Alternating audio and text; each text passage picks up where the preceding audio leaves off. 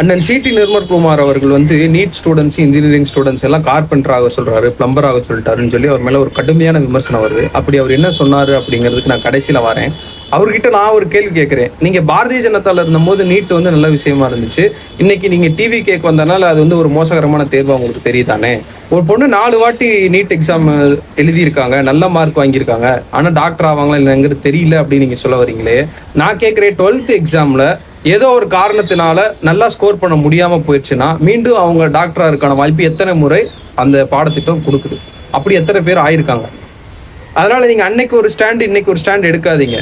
உங்களுக்கு நல்லா தெரியும் நீட் வேணுமா வேணாமான்றது. அந்த விவாதம் தனி. இப்ப அவர் என்ன சொல்ல வராருன்னா, கார்பெண்டர், பிளம்பர் போன்ற வேலைகளுக்கும் நல்ல டிமாண்ட்ஸ் இருக்கு. அது வந்து உண்மைதான். இன்னைக்கு வெளிநாடுகளில் கூட நம்ம ஆட்கள் நிறைய பேர் வந்து இந்த மாதிரியான தொழில் சார்ந்த வேலைகளுக்கு போயிட்டு தான் இருக்காங்க. நல்ல சம்பளம், டீசெண்டான சம்பளம் வாங்கிட்டு தான் இருக்காங்க.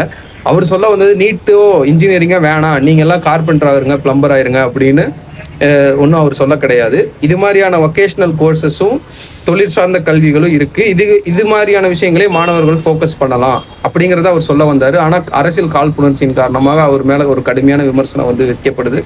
அதுல எனக்கு உடன்பாடு இல்லை. ஆனா நீட்டை பத்தி இவரு அன்னைக்கு ஒரு ஸ்டாண்ட் இன்னைக்கு ஒரு ஸ்டாண்ட் எடுத்திருக்காரு. அது கண்டிப்பா விமர்சனப்படுத்தப்பட வேண்டிய ஒண்ணுதான்.